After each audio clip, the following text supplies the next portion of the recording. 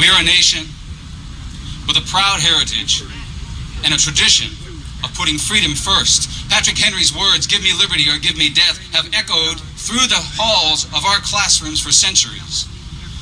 Our states boast mottos of "live free or die," "don't tread on me," and we honor the men who walked these very same fields when birthing a nation of a different kind, one of a governance of, for, and by the people, a nation determined to be free from the misguided schemes of petty tyrants and even kings.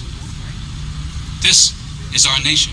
No, go to work, because we gotta organize. Pledge to Impeach says we have to organize the American public.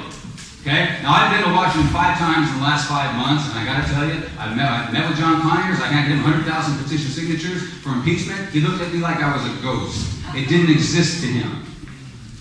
It doesn't exist. We don't exist to these people. You gotta realize that. It's not gonna happen. The only people who are gonna make it happen is us, right here in this room. And I've been going around the country, going and attending events like this, and looking to enlist you people. Enlist you in a movement. That's what it's going to take. Words are not going to happen. Letters are not going to happen. Petitions are not even going to happen. These members know that it's their duty to represent our petitions, and they won't do it. Well, they're cowards for good reason. But some of them are complicit. They're not really cowards, they're complicit. They see the power, all the power on the presidential side and the executive side, and they go, well, I'm going to go there. I'm not going to go with the public who has no power at all. The litany of offenses perpetrated by this administration, together with the obvious complicity of the leading members of Congress, make it clear that a time has come for the American people to assert our power as described in the Constitution and perform where our Congress has failed. We are a legitimate and empowered element of this government. And just because certain members of Congress are corrupted and others are intimidated does not mean that we have to follow suit. You had union busting back in 1981 when the President of the United States fired over 11,000 highly skilled air traffic controllers and banned them for life. For life from their livelihood.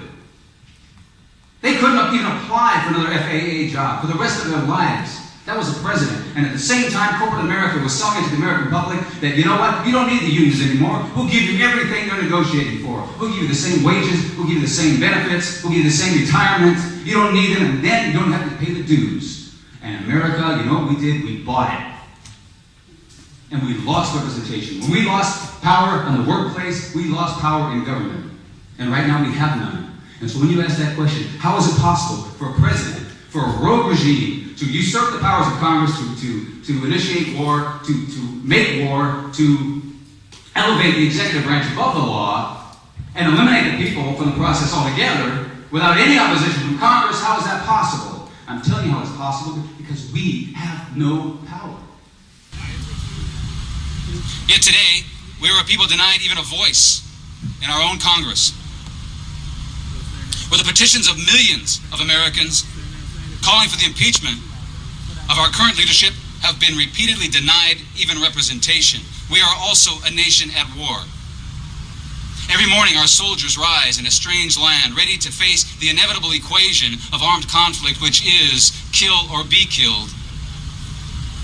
And yet they know that they serve an unsteady cause, a questionable commander-in-chief, in an undeclared war, in a country that neither attacked us nor invited us. These truths define this war as a one of aggression and of conquest, and is an offense to even our own country's policies and guiding principles. But again, our Congress fails to act and to curtail an outlaw executive.